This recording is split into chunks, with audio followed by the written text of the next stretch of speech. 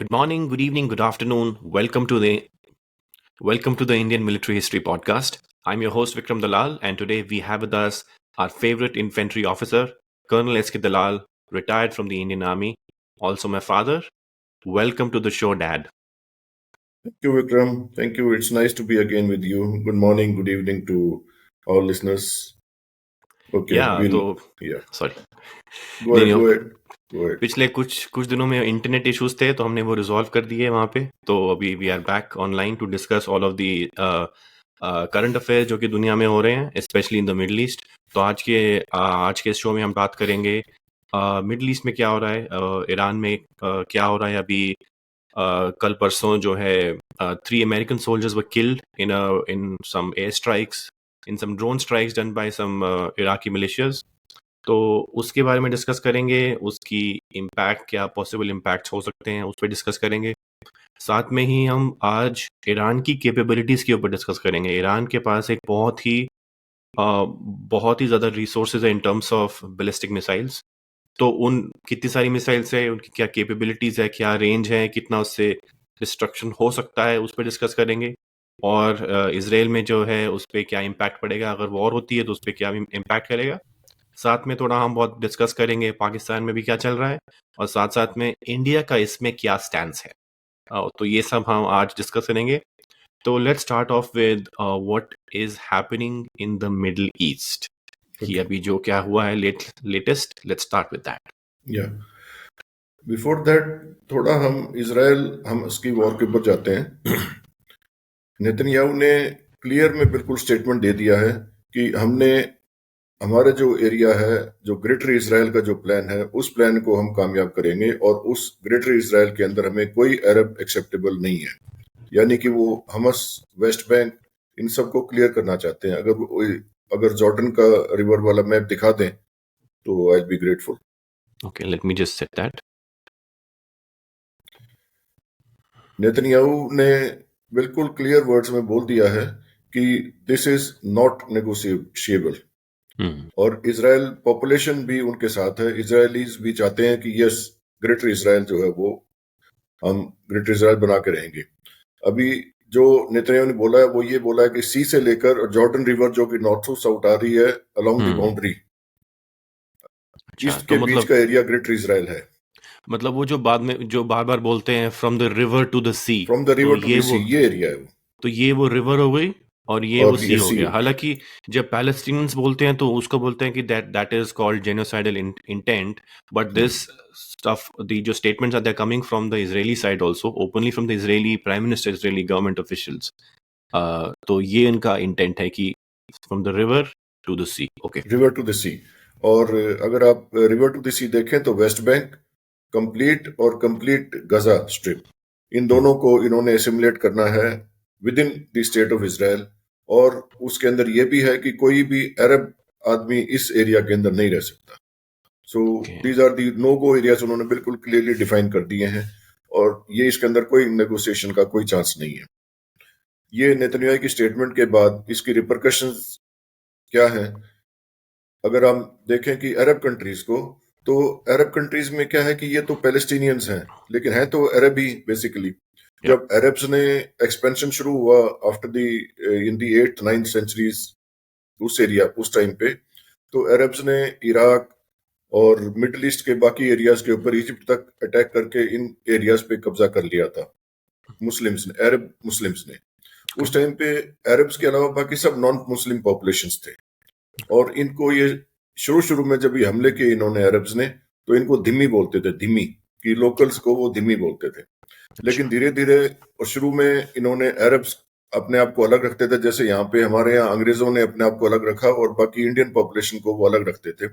इसी तरह शुरू में जब हमले किए अरब्स ने तो शुरू में अपने आप को अलग रखा, लेकिन धीरे धीरे उन्होंने ये फैसला ले लिया कि अरब्स के लोकल्स में शादी कर सकते हैं और लोकल पॉपुलेशन को उन्होंने एसिमुलेट कर लिया। Over a period of 1000 years, पिछले 1200 साल के दौरान जो है ये सारे एरिया को अब अरब कहने लग गए हैं। लेकिन अंदर से तो सबको पता है कि ये जो सिविलाइजेशनली अगर हम बात करें तो ये पैलेस्टीनियंस हैं, अरब पैलेस्टीनियंस कह लीजिए इनको आप। और अरब्स जो सऊदी अरब वाले हैं वो अरब्स दूसरे हैं। तो वो अपना देखते हैं और ये अपना देख रहे हैं। लेकिन जितने भी अरब कंट्रीज हैं, अब ये स्टेटमेंट के बाद उनके लिए कोई चांस नहीं है कि वो इजराइल के साथ बातचीत करें। यूएई ने अपनी टॉक्स तोड़ दी हैं, यूएई ने अपना जो है बातचीत जो भी थी वो खत्म कर दी है, और सभी कंट्रीज अभी ये तैयारी कर रहे हैं कि हमें लड़ाई करनी ही पड़ेगी। ये ओके। डिसीजन, इसके कारण सब अरब कंट्रीज को डिसाइड हो गया है कि yes we will have to fight it out. Arab countries, Iran, Egypt और टर्की, ये कंट्रीज हैं इसराइल के चारों तरफ। इजिप्ट की आर्मी, आर्म्ड फोर्सेस काफी स्ट्रांग है। इसके अलावा ईरान और तुर्की की जो आर्म्ड फोर्सेस है वो बहुत ज्यादा स्ट्रांग, पावरफुल है। और अगर कल को ईरान और तुर्की भी इसमें शामिल होते हैं तो ईरान के पास जो सिस्टम्स हैं और तुर्की के पास जो सिस्टम्स हैं उसके वो सिस्टम्स को कोई भी एयर डिफेंस सिस्टम्स आज के दिन उनको नहीं कैच कर सकते, और वो कुछ ही घंटे के अंदर पूरे इसराइल को उड़ा के रख देंगे। एक तरह से पूरा इसराइल एक को वो खत्म कर सकते हैं। ये एक उनकी क्वेश्चन काबिलियत है, इसराइल, तुर्की और ईरान की, दोनों की। एक क्वेश्चन राइट नाउ, जी। Are you able to see the map और आर यू या सीइंग या द, यू या are I able am to see able the to see map? The map, yes. Okay, मतलब वो जो पूरा वर्ल्ड मैप टाइप का है, हाँ, नो, ये दिखाई दे रहा मुझे जो इसराइल वाला, जॉर्डन इजराइल रिवर वाला। वाला। Okay, alright. तो मैं एक्चुअली वर्ल्ड मैप खोल दिया था। तो अच्छा, ये जो बात है ना कि भाई हम, आपने बोला कि हम इसमें, मतलब जो नेतन्याहू ने जो बोला कि इसराइल के अंदर हम सिर्फ Jewish population को रखेंगे, all of the Arabs have to leave. That is ethnic cleansing. Yes. That's a war crime. That's genocide, right? No, genocide word जो है Genocide वो, अलग है। जेनोसाइड अलग है। इस जो इंटरनेशनल कोर्ट ऑफ जस्टिस में जो फैसला आया उसके अंदर भी जेनोसाइड वर्ड यूज नहीं किया गया। उन्होंने जेनोसाइड वर्ड यूज नहीं किया फैसले के अंदर। उन्होंने, अच्छा। अगर जेनोसाइड वर्ड यूज करते तो ये 16-1 का जो डिसीजन आया उसके अंदर से 16-1 के बजाय और भी कम होता, डिसेंटिंग वोट्स और ज्यादा होती। Genocide hmm. Is much more than this. ये जेनोसाइड नहीं है, लेकिन यस, ये लोगों को यहाँ से इनका सफाया करना चाहिए, ये मर जाएं चाहे भाग जाएं।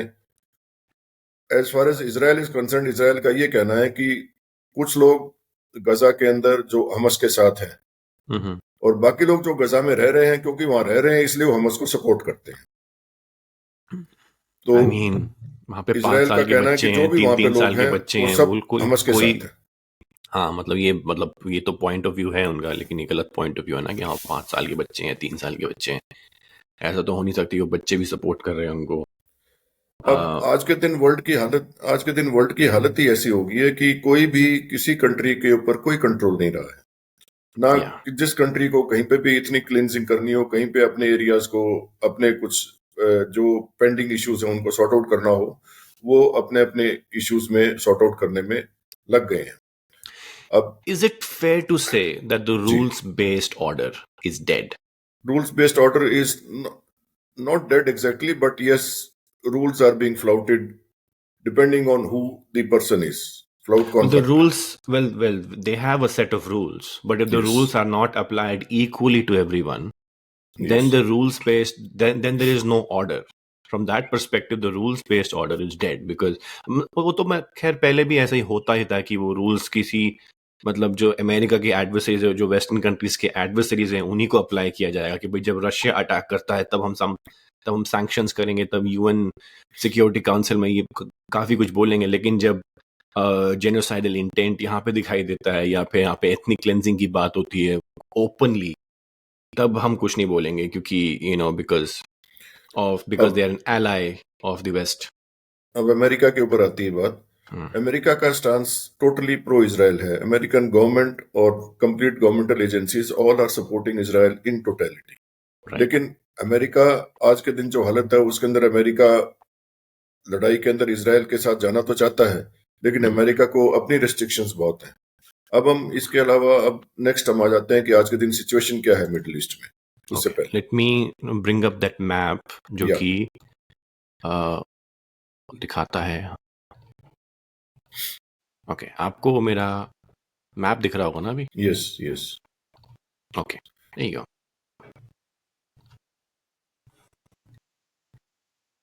तो ये है अब हमारा मैप मिडिल ईस्ट का। जी, यहाँ पे है थोड़ा ऊपर कर दो इजराइल। इसको, थोड़ा ऊपर कर दो इसको। Zoom in. हाँ ऊपर कर दो थोड़ा सा, रेड सी पूरा दिखने दो, नीचे जाने दो, ये अच्छा। हुतीस तक आने दो इसको, यमन ओके। तक दिखने दो। ठीक है। या this is okay. Go ahead. या अब क्या है कि आज के दिन सिचुएशन ये है कि हुतीस ने मिसाइल अटैक्स, जितने भी इसराइल के सपोर्ट में शिप्स थे उनके ऊपर मिसाइल अटैक्स शुरू किए। उन्होंने कुछ ब्रिटिश शिप्स पे अटैक किए, ब्रिटिश कार्गो शिप्स पे अटैक किए, कुछ अमेरिकन कार्गो शिप्स पे अटैक किए, और साथ ही उन्होंने ब्रिटिश और अमेरिकन फोर्सेस के ऊपर भी, वो अमेरिकन और ब्रिटिश का कहना है कि हमारी जो शिप्स थी, जो नेवी की शिप्स थी, उनके ऊपर भी कुछ मिसाइल्स फायर हुई है। हालांकि उन्होंने वो मिसाइल्स और ड्रोन्स उन्होंने वो तकरीबन नॉकआउट कर दिए काफी सारे, कोई डैमेज उनको नहीं हो पाया है। इसके अलावा जो ईरान सपोर्टेड मिलिशियाज हैं इराक में, सीरिया में, उन्होंने अभी पीछे जो जॉर्डन, इराक बॉर्डर के ऊपर जो जॉर्डन के अंदर जो इनका ये वाला एरिया। एक स्टेशन है जिसको कि वो बोलते हैं कि 22 नंबर, that is Al Tower Al Tower Tanf. 22, या टावर ये 22 वाला। That is. Now this tower 22 के ऊपर उन्होंने मिसाइल अटैक किया, और उसके अंदर 3 सोल्जर्स अमेरिकन आर्मी के, उसके अंदर वो डेथ हो गई उनकी, मारे गए वो उस स्ट्राइक में। और स्ट्राइक उस टाइम पे हुई जबकि वो सोल्जर सभी सो रहे थे, सोते हुए पकड़े गए एक तरह से। हुआ क्या कि जो ड्रोन्स अमेरिकन उस स्टेशन से जो ड्रोन्स अटैक करने गए हुए थे, जब वो ड्रोन वापस आ रहे थे, उनके साथ ही एक ड्रोन इन्होंने अपना लगा दिया। तो जब वो ड्रोन वापस अटैक करके आ रहे थे, उस टाइम भी इन्होंने अपने एंटी एयरक्राफ्ट डिफेंस सिस्टम जो है सारा उन्होंने, AD system, air defence system सारा उन्होंने बंद किया हुआ था, क्योंकि अपने ड्रोन्स आ रहे थे, कहीं अपने ड्रोन्स भी फायर ना हो जाए। लेकिन साथ में ये एक ड्रोन इन्होंने भी उसके साथ ही लगा दिया, उसी टाइम पे लगा दिया उसके साथ ही, और उस ड्रोन ने आके उनके ऊपर हमला किया, उसी ड्रोन से उनका नुकसान हुआ। This was the loss. अब 3 जवान ये और 2 सील्स, नेवी सील्स, उनके 2 नेवी सील्स पहले they have been now declared dead, पहले प्रिज्यूम डेड थे, मिसिंग थे, उसके बाद अभी उन्होंने बोल दिया that they are presume dead now. अब 5 टोटल सोल्जर्स हो गए हैं जो कि अमेरिका के लाइव्स, जो कि अभी पिछले कुछ दिनों में अमेरिकन फोर्सेस के जवान मारे गए हैं। अमेरिका के अंदर पब्लिक ओपिनियन बॉडी बैग्स के बिल्कुल खिलाफ है। जैसे ही बॉडी बैग्स अमेरिका में आते हैं, पब्लिक ओपिनियन गवर्नमेंट के अगेंस्ट हो जाता है। गवर्नमेंट को ये टोटली अनएक्सेप्टेबल है कि उनके पास बॉडी बैग्स वहां जाए। इसलिए गवर्नमेंट ने डिसाइड किया, जो बाइडेन प्रेसिडेंट ऑफ अमेरिका ने डिक्लेयर किया कि we will now sort out Iran, we will now attack Iran. लेकिन अभी 2 दिन के बाद आज फिर स्टेटमेंट आई उनकी कि नहीं, हम ये ईरान के ऊपर डायरेक्ट नहीं, ईरान सपोर्टेड जो फोर्सेस हैं उनके ऊपर अटैक करेंगे, और ईरान सपोर्टेड जितने भी फोर्सेस हैं, जितने भी वहां पे मिलिशियाज हैं, उनके ऊपर अमेरिकन एयरक्राफ्ट और ब्रिटिश एयरक्राफ्ट इन्होंने बॉम्बिंग की है, इंक्लूडिंग हुतीस के जितने भी मिसाइल बेसिस इनको दिखाई दी है, उनके कैपिटल सिटी सना के अंदर भी उन्होंने अटैक किए हैं, उनके गवर्नमेंट बिल्डिंग्स के ऊपर भी, और जितने भी मिसाइल साइट्स हैं उनके ऊपर भी इन्होंने काफी नुकसान उनको पहुंचा है हुतीस को। लेकिन ये नुकसान पूरा नहीं हो सकता है, अटैक हुतीस के अभी भी जारी है। ऐसा नहीं है कि हुतीस डाउन हो गए हैं। यस, उनका काफी नुकसान कर दिया है अमेरिकन फोर्सेस ने और ब्रिटिश फोर्सेस ने मिलके, लेकिन but still they are still fighting. अब इस दौरान क्योंकि ईरान के ऊपर थ्रेट आ गई, ईरान को थ्रेटन किया गया, इसराइल ने भी और अमेरिका ने भी, कि हम ईरान के ऊपर हमला करेंगे, और ईरान के ऊपर हमला करने के इम्प्लीकेशंस बहुत हैवी हैं। ईरान के पास हजारों में मिसाइल सिस्टम्स हैं, और ईरान के ऊपर हमला करने का मतलब ये है कि वो सब मिसाइल सिस्टम्स जो है वो यूज हो सकते हैं किसी कंट्री के ऊपर, इसराइल के ऊपर भी और कंट्रीज के ऊपर भी, और ये वॉर एकदम से एक्सपेंड हो जाएगी, ये बढ़ जाएगी, ये वॉर जोन पूरा मिडिल ईस्ट वॉर जोन में आ जाएगा। हालांकि middle east almost war zone में आ रहा है, इजिप्ट भी तैयारी कर रहा है, पूरे अरब कंट्रीज भी तैयारी कर रहे हैं, तुर्की भी तैयारी कर रहा है, ईरान भी पूरी जोर शोर से तैयारी में लगा हुआ है। और जब इस वॉर जोन के खतरे से निपट में जाना अमेरिका के लिए भी भारी है। रशिया ने, अब रशिया की बात करें बीच में कि रशिया का क्या रवैया है इसके अंदर। रशिया की ईरान के साथ बड़ी स्ट्रॉन्ग क्लोज डिफेंस टाइज हैं।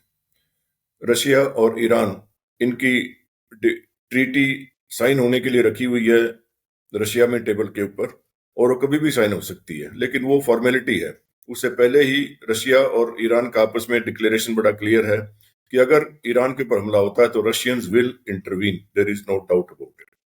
रशियंस अपना पूरा साजो सामान सब कुछ वहां पे लगाएंगे ताकि ईरान जो है वो ईरान बर्बाद ना हो पाए।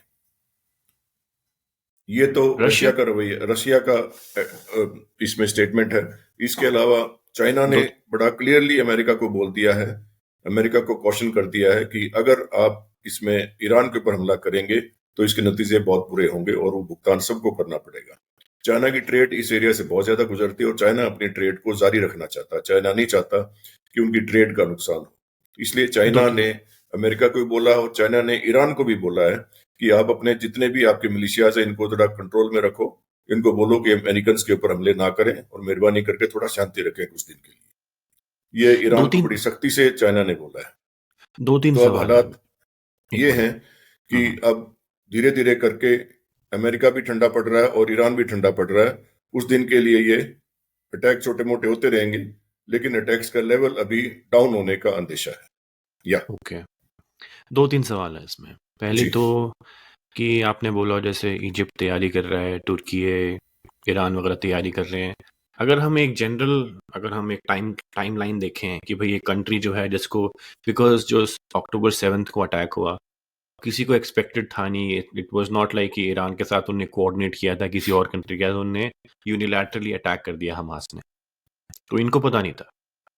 तो अगर उस टाइम से आप देखो कि भाई कोई कंट्री तैयार नहीं है, कितना टाइम लगता है जनरली एक कंट्री को या एक मिलिट्री फोर्स को कि भाई हम जीरो से हम वॉर रेडी होने के लिए अब हम एकदम तैयार है कि अब हम पूरा एक फुल स्केल वॉर कर सकते हैं।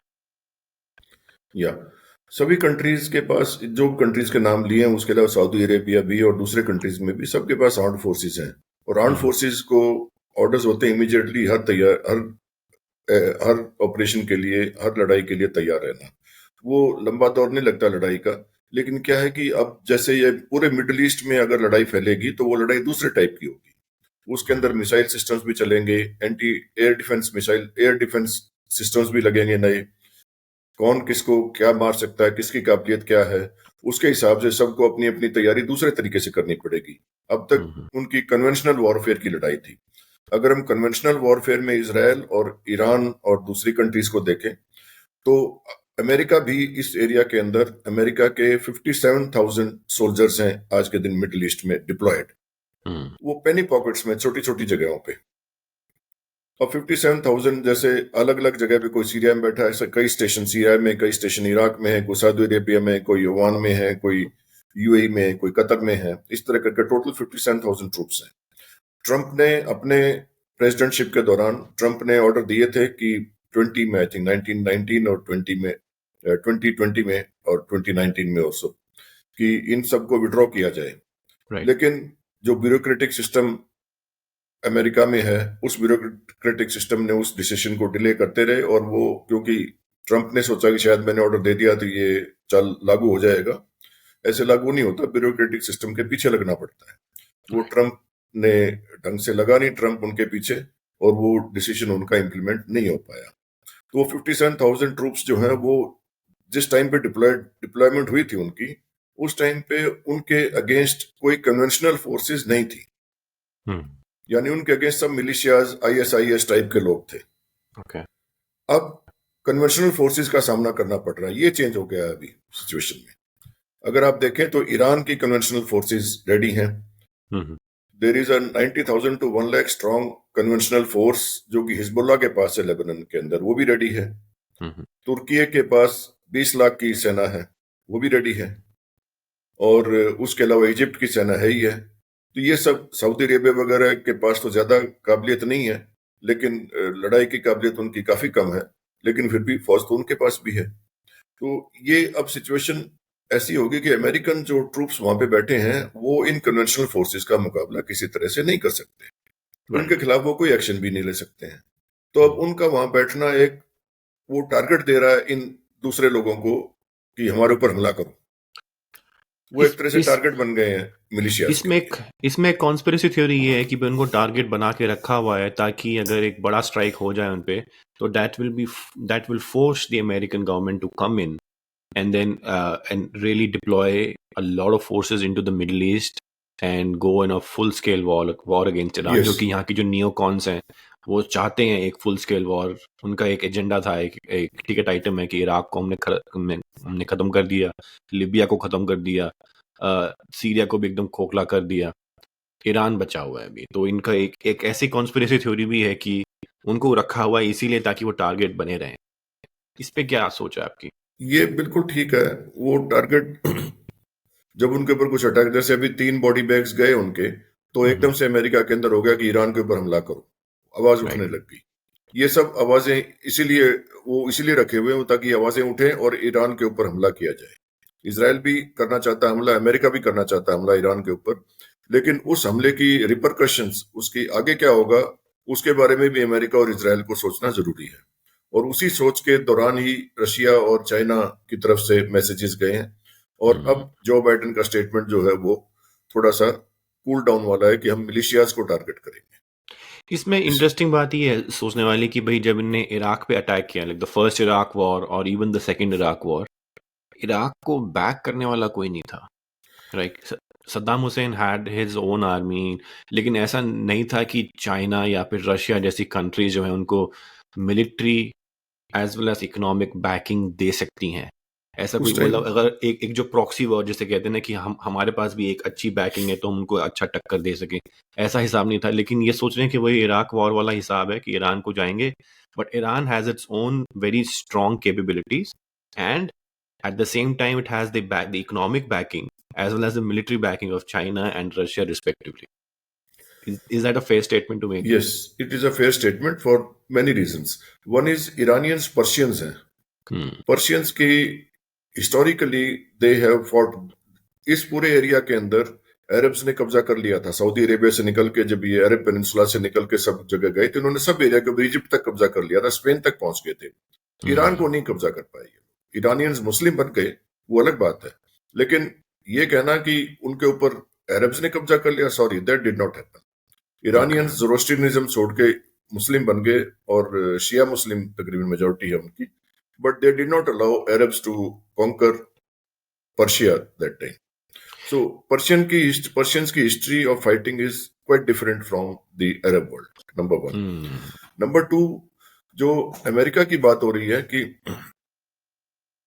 अमेरिका इस एरिया के अंदर वॉर अगर करता है तो अमेरिका के लिए अपनी प्रॉब्लम्स बहुत ज्यादा खड़ी हो जाती हैं। और जब इराक के ऊपर हमला किया या लीबिया को उन्होंने डिस्ट्रॉय किया, तो एक्चुअली उस टाइम पे यूनिपोलर वर्ल्ड था। राइट। अब यूनिपोलर वर्ल्ड में क्या है कि अमेरिका की ही चलती थी, रशिया को उन्होंने, यूएसएसआर को खत्म कर दिया था, चाइना की उतनी उभरा नहीं था अभी तक। चाइना अभी अपने प्रॉब्लम में लगा हुआ था और चाइना यूएसए के साथ मिलकर अपनी डेवलपमेंट कर रहा था क्योंकि उसको यूएसए की जरूरत थी उस टाइम पे। तो उस टाइम पे ना तो चाइना बोल सकता था और यूएसएसआर को उन्होंने खत्म कर दिया था। रशिया की अपनी बुरी हालत थी, बोरिस येल्त्सिन वैसे ही प्रो अमेरिकन के साथ ही चल रहा था, तो उस टाइम पे कोई बोलने वाला था नहीं। अब ऐसे टाइम पे सदाम हुसैन को या लीबिया के गद्दाफी साहब को, इन लोगों को थोड़ा सा अपने आप को प्ले डाउन करना कंट्रोल में चाहिए रखना था, चाहिए। कंट्रोल में रखना चाहिए था। अगर ये उतना ना बोलते, अगर ये थोड़ा बहुत अमेरिकन के साथ बातचीत शुरू कर देते तो हो सकता है इनके ऊपर ये हमले ना होते। ये अमेरिकन कैंप में जाने की थोड़ी बातचीत शुरू कर देते तो हो सकता है इनके ऊपर ना होते, लेकिन ये पुराने सिस्टम पे चलते रहे और नया सिस्टम इन्होंने पकड़ा नहीं ढंग से, इसलिए इनका काफी, इन दोनों रेजिम्स को का डिस्ट्रक्शन हुआ अमेरिका की तरफ से। एंड इराक, अब अगर इराक और ईरान की लड़ाई की बात करें, 1979 में जब ईरान वॉर शुरू हुई तो उसके ईरान रेवोल्यूशन हुई, तो उसके बाद ईरान इराक वॉर शुरू हो गई थी 1980 और सो में। और उसके अंदर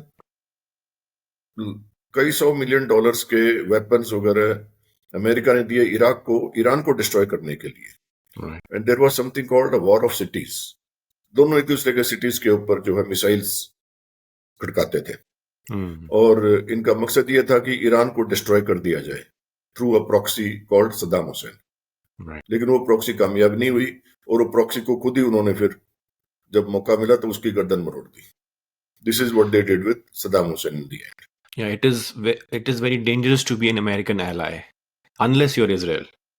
नो, वो एक्चुअली थोड़ा बहुत अगर, yes that is correct, it is dangerous to go beyond a certain degree, but right. Then they could थोड़ा अपने आप को ज्यादा वॉलेंट स्टेटमेंट्स ना देते अमेरिका के खिलाफ या एस्टेब्लिशमेंट के खिलाफ, तो हो सकता है हम्म। सद्दाम हुसैन का रेजिम चलता रहता। या राइट। इसके ऊपर स्टोरी ऐसा भी था कि भाई इराक और लिबिया को डिस्ट्रॉय इसलिए किया क्योंकि Iraq wanted to, both of them wanted to dump the US dollar. Yes भाई इराक यस जो है wanted to start trading with in terms of barrels of oil, yes and Gaddafi wanted to start trading with gold as the backing. He want to create his own like African currency, और US की जो सबसे बड़ी जो strength है वो है US dollar. If people start dumping the US dollar, that's a huge threat for them. ऐसा भी बोलते हैं अब कि ये उसी टाइप का है जैसे कि किसी सिटी में एक डॉन है और वो डॉन एक सिस्टम चला रहा है, लेकिन आप गरीब हो, लेकिन आप एक सिस्टम के अगेंस्ट चलना चाहते हो, तो आपकी डिस्ट्रक्शन तो वाजिब है, डिस्ट्रक्शन तो होनी हाँ, ही है। क्योंकि आपने अमेरिका थ्रेटन वाज द किया है वर्ल्ड्स एक don at that existing time. System को. Right. America was the world's don, they should not have gone in for that change which they wanted.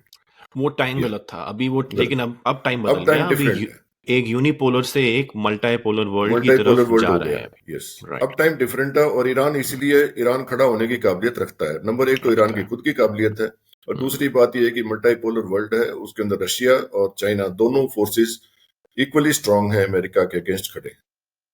तो कितनी इन मतलब कितना बड़ा ब्लंडर है ना जो यूक्रेन वॉर को इन्हें पूरा फुली सपोर्ट किया, because Russia and China were not that close before the Ukraine war happened. Right? They've strengthened their ties enormously, economically, militarily after the Ukrainian war, जब उन्होंने सारे sanctions लगाए. तो अगर आप इसको देखें जो yes it was becoming a multipolar world slowly, but that was catalyzed as a result of America's and the Western world's complete backing of Ukraine in the Russia-Ukraine war. Is that a fair statement to make here? Maybe yes, maybe no. The thing is that the American strategic thinkers they must have thought कि अगर थोड़े दिन और ऐसे ही चलता रहा तो Russia और चाइना दोनों जो है हमारे अगेंस्ट तो हैं, और दोनों हमारे अगेंस्ट हो जाएंगे, धीरे धीरे इकट्ठे मिल जाएंगे, and they will be too strong after some time. So it is better कि अभी रशिया को इसमें यहाँ उलझा के रशिया को डाउन कर लिया जाए। अच्छा, उनकी ये थी कि भाई उनने रशिया को अंडर एस्टिमेट किया कि भाई हाँ, इन पर जैसी सैंक्शन डालेंगे Russia will collapse and then Russia will collapse. Yes, will just be left with, I am sorry. तो रशिया को वो एक्चुअली डाउन करना चाहते थे, वो मिशन उनका राइट. ये था। अच्छा, तो मतलब उनकी मतलब थॉट प्रोसेस तो ठीक थी, बट दैट हाँ, कंप्लीटली बैकफायर्ड राइट या नाउ बिकॉज वो Russia. Their own thought process was that was the कि राइट. अभी मौका है, रशिया को अभी डाउन कर दो ताकि हम चाइना को अकेले बाद में झेल सकें। ये सही सही बात है.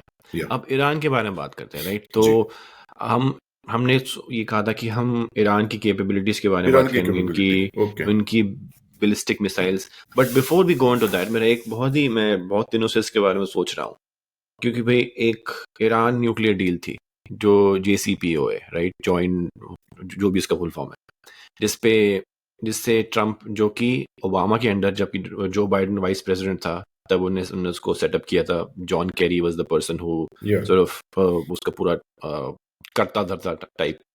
फिर ट्रम्प आए, उन्होंने बोला कि भाई हम यूनिलैटरली हम इससे निकल रहे हैं. तो हालांकि द रेस्ट ऑफ यूरोप जो कि उसमें थे को सिग्नेटरीज वो रहे उसमें, लेकिन वो ईरान न्यूक्लियर ट्रीटी खत्म हो गई. उसके बाद अब ईरान के पास कोई इंसेंटिव नहीं था कि वो अपने न्यूक्लियर प्रोग्राम को रोके.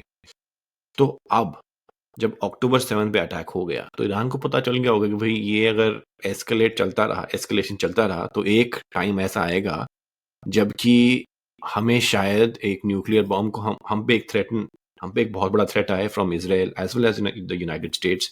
एक न्यूक्लियर बॉम्ब हमारे को बनाना जरूरी हो सकता है, बिकॉज इजराइल के पास न्यूक्स हैं. It has the nukes in the hundreds.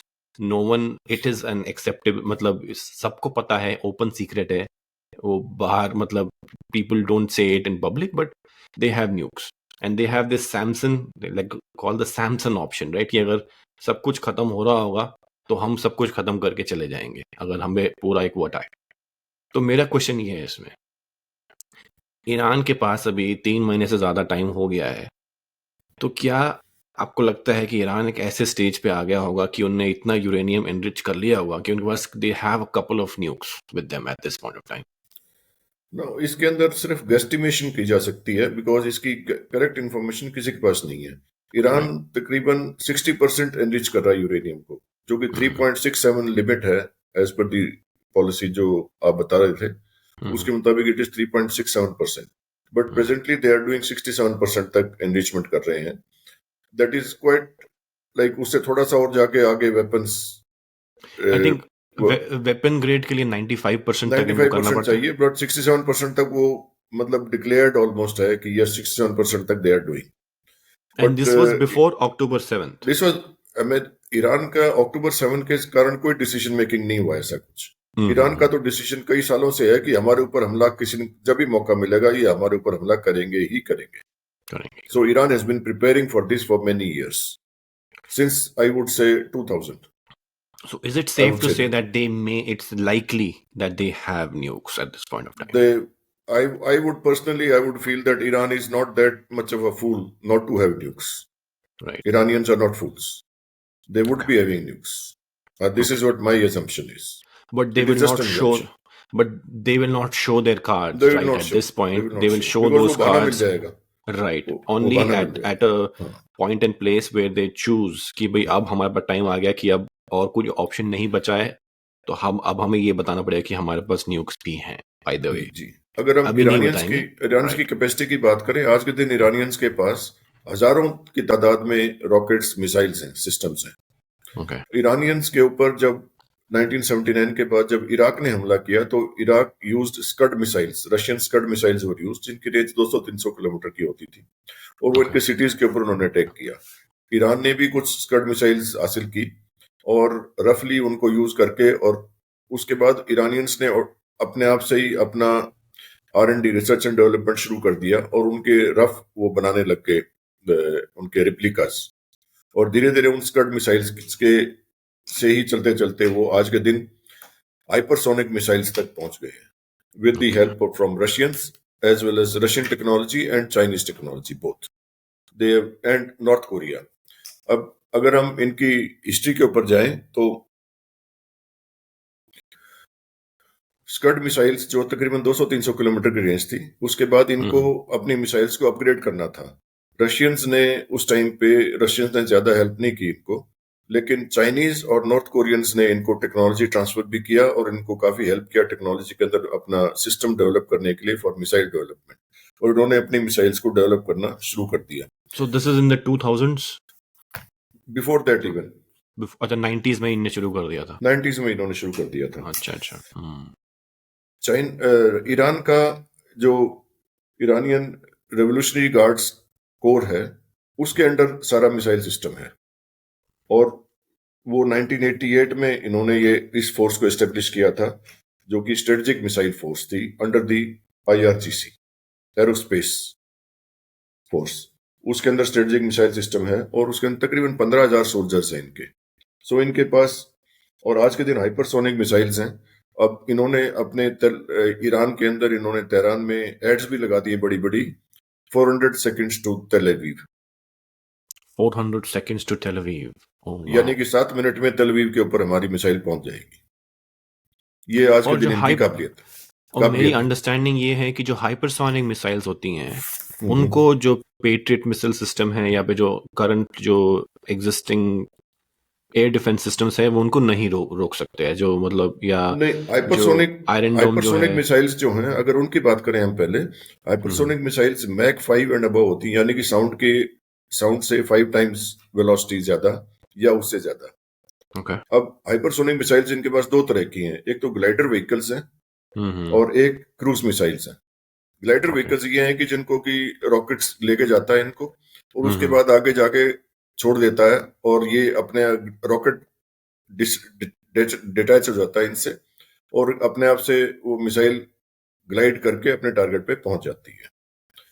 तो जो ग्लाइडर वाली हैं, क्या वो can they change directions also Midway की अपना cruise missiles can change directions, cruise missiles can change directions. Even glider वाली में भी may be possible, I'm not very sure, but cruise missiles they can change their directions, और इनके पास जो है इनकी एक्यूरेसी इज within 10 meters।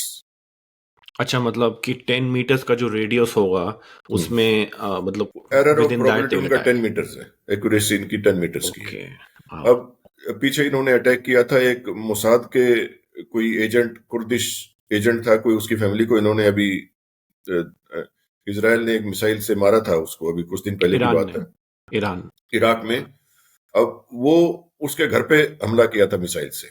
एक हम्म missile गई, उसके घर पे हमला किया, उसका घर उड़ा दिया। उस घर से थोड़ी दूरी अमेरिका का एम्बेसी है, हम्म। उस एम्बेसी को उन्होंने बिल्कुल नुकसान नहीं पहुंचने दिया। तो ये मतलब इनकी हाँ, ये मतलब इनकी काबिलियत और काबिलियत है, इनके कॉन्फिडेंस पे ये जाता है कि कॉन्फिडेंस पे पास में इनको अमेरिकन इतना। एम्बेसी थी, yes but they were confident कि उसको कुछ नहीं होगा because that would lead to escalation. Yes लेकिन यस, उन्होंने उसको उड़ा दी। ये मतलब दिखा दिया कि हम इसको कॉन्फिडेंट भी हैं, इन्होंने अपनी पावर प्रिसिशन दिखानी भी थी, है। अपनी अपनी इन्होंने कैपेबिलिटी दिखानी थी, वो दिखा दी इन्होंने। हम्म और जो क्रूज मिसाइल से ये क्या है कि लेस देन, इनकी जो हाइट है, जिस हाइट पे चलते हैं ये, they travel at less than 90 kilometres ऊपर, फ्रॉम द लोअर लेवल पे अबव ग्राउंड चलते हैं ये, level. Hmm from ground level. और जो दूसरी मिसाइल से, बैलिस्टिक मिसाइल से, they move at a much higher level. उनके अंदर हीट ज्यादा जनरेट होती है, हम्म, क्योंकि ऊपर जो है रेजिस्टेंस ज्यादा हो जाती है। सो अच्छा जो बैलिस्टिक मिसाइल्स हैं, वो they can not be guided, guidance system उस हीट पे नहीं चलते, इसलिए अच्छा। वो एक बारी उनको मैन्यूवर नहीं किया जा सकता। उनका जो सिस्टम सेट हो गया उसके ऊपर ही चलेंगी। लेकिन जो तो हाइपरसोनिक मिसाइल्स हैं, they can hmm be manoeuvred and they can be guided right through and through. तो इनके इज इट पाथ सेफ भी। टू से कि अगर आपके पास बैलिस्टिक मिसाइल्स हैं, उनको टारगेट करना by air defence systems will be much yes easier yes compare to hypersonic yes, missiles because उनका हीट सिग्नेचर हाई है और उनको वो उनकी स्पीड भी मैन्यूवर कम नहीं है, कर सकती, उनकी स्पीड भी स्पीड भी कम कम है, है उनकी। तो उनकी आसान हो जाएगा। मेन मेन थिंग इसकी स्पीड बहुत कम है इनसे। अब इनकी हम्म स्पीड जो है, जो हाइपरसोनिक मिसाइल्स बेसिकली दो हैं आज के दिन ईरान के पास, फतेह 1 और फतेह 2। हम्म फतेह 1 की जो कैपेबिलिटी है वो मैक 15 है। वाओ। वर्ल्ड की टॉप जो है, हाईएस्ट जो वर्ल्ड में स्पीड अटेन की है रशिया की।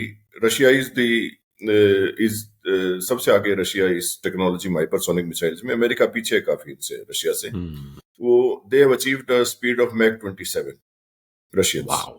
Okay. And Chinese are also not far behind, उनका मेरे ख्याल 23-24 मैक तक है। हम्म इंडियंस का कोई ऐसी काबिलियत हमने सुनी नहीं है कि इंडियंस ने भी कुछ अपनी इस एरिया के अंदर वर्क किया हो। I have not hmm read that, और maybe I have not read it as yet. If something is there, I let you know in the next podcast. Okay. अब अब हमारे पास जो है 5 मिनट मेन, बचे हैं।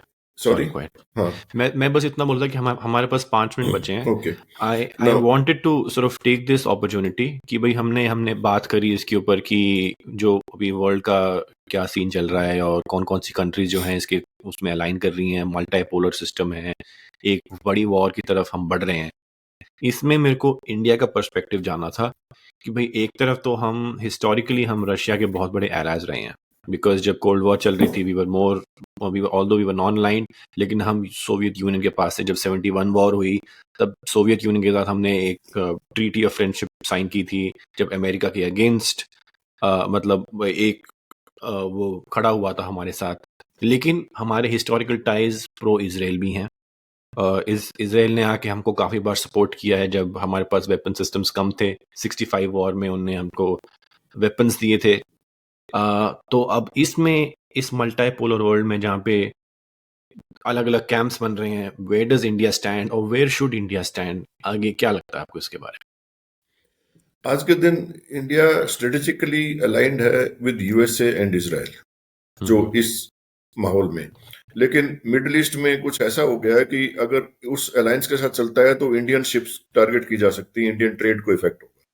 सो हम्म इंडिया ईरान के साथ भी बातचीत कर रहा है, ईरान के साथ भी उनकी बातचीत है इंडिया की, और इसराइल के साथ भी। इंडिया चाहता है कि हमारी ट्रेड जो है, इस ट्रेड, हमारी ट्रेड जितनी भी शिप्स हैं हमारी इस एरिया से, रेड सी के थ्रू हमारी शिप्स चलती रहे, हमारा ट्रेड अफेक्टेड ना। इन हम्म एडिशन टू दैट, इंडिया की जो प्रेजेंट गवर्नमेंट है उसने सऊदी अरेबिया, यूएई वगैरह से भी, इन कंट्री से, मुस्लिम कंट्री से भी इंडिया ने काफी स्ट्रांग इकोनॉमिक टाइज डेवलप की हैं पिछले कुछ सालों में। हम्म तो India has been trying to increase its leverage in the Middle East to that extent with yes. Iran. और ईरान के अंदर तो चाबहार प्रोजेक्ट लगाया था इंडिया ने, लेकिन वो तो नुकसान में गया क्योंकि वो आगे चल नहीं पाया। बट प्रेजेंटली ईरान को मालूम है कि इंडिया प्रो इजराइल है, लेकिन कुछ हद तक रशिया की इंटरवेंशन से कह लीजिए आप, या वैसे कुछ हद तक ईरान की इंडिया के साथ भी बातचीत है, ताकि हमारी जो शिप्स हैं, हमारी शिपिंग को कोई एडवर्सली अटैक ना किया जाए। उसके मतलब साथ साथ हमारे ही उसके साथ सॉरी साथ ही इंडियन नेवी लगी हुई है। रेड सी के अंदर इंडियन नेवी डिप्लॉयड है। इंडियन नेवी की शिप्स डिप्लॉयड है कि अगर कोई पायरेट्स इंडियन ओशन के अंदर कोई पायरेसी होती है तो किसी भी कंट्री की शिप हो उसको रेस्क्यू करते हैं। और यहाँ पे भी इन्होंने एक शिप के रेस्क्यू किया, एक दो शिप को हouthi से भी रेस्क्यू किया इंडियन नेवी ने। So that deployment is also there. तो हम लोग दोनों तरफ काम कर रहे हैं इंडियन मतलब हमारे प्रेजेंटली। जो इंटरेस्ट है मोस्टली वो इकोनॉमिक है, इसमें हमें कोई इकोनॉमिक है, यस। हाँ इसमें कोई कोई मिलिट्री इंटरेस्ट नहीं है हमारा, ना हमें पढ़ना है इसमें। ना, और मतलब as long as our economic interest are not compromised. adversely affected or compromised as a yes, result of this, so we are good. We are Okay, good with everyone. so that we is are the good right with policy everyone. Actually. I think yeah, अभी जब हमारा हमारा है ही नहीं इसमें पंगा, तो हम क्यों पढ़े भाई? um, अब okay. सॉरी, ये क्रूज मिसाइल का एक पॉइंट रह गया था। क्रूज मिसाइल्स जो हैं वो जो present anti air defence systems हैं वो cruise missile sorry hypersonic missiles को नहीं पकड़ सकते। That is very clear. Hypersonic missiles को नहीं पकड़ सकते. नहीं पकड़ Okay, सकते। सो दे तो आर बियॉन्ड दैट। इसके बारे में हमें इनके अगेंस्ट इजराइल के पास कोई कैपेबिलिटी नहीं है। ये या हम राइट, हमें नेक्स्ट पॉडकास्ट में हमें इसको और डिस्कस करना चाहिए कि भाई okay sort of like a war simulation, okay कि भाई अगर वॉर होती है और America comes in and attacks Iran, तो उसमें क्या क्या पॉसिबिलिटीज़ हैं और कितना कौन कौन सी साइड के पास क्या क्या कैपेबिलिटीज़ हैं, क्या क्या हो सकता है इसमें, राइट, और कौन कौन ठीक सी है। कंट्रीज आ सकती हैं. या so will do that. It will be sort of like a war simulation, जिसमें हम इसी मैप को जो हमने अभी दिखा रखा है उसको यूज़ करेंगे, and then will sort of ठीक है। पॉइंट आउट कि कहाँ कहाँ ईरानियन एसेट्स हैं, कहाँ कहाँ यूएस एसेट्स हैं, और फिर मतलब आगे क्या क्या हो सकता है. So will okay talk about this more. Yeah will try, will do that next time. I mean, it will all be guesstimates. So हम अपने या will try our best with the with the information that is publicly available on that. ठीक। So we'll call it. We'll end this podcast now. Okay, Thank you so much for taking out the time, and thanks. for all the viewers, thanks for watching. My pleasure. Thank you. Thank you. And for everyone who was watching, thanks for watching till the end. Please continue to subscribe, share, support, comment to support our work. And you can also join us on Patreon and to help the channel grow a lot more. So thank you very much and have a nice day. Thank you. Have a nice day everyone.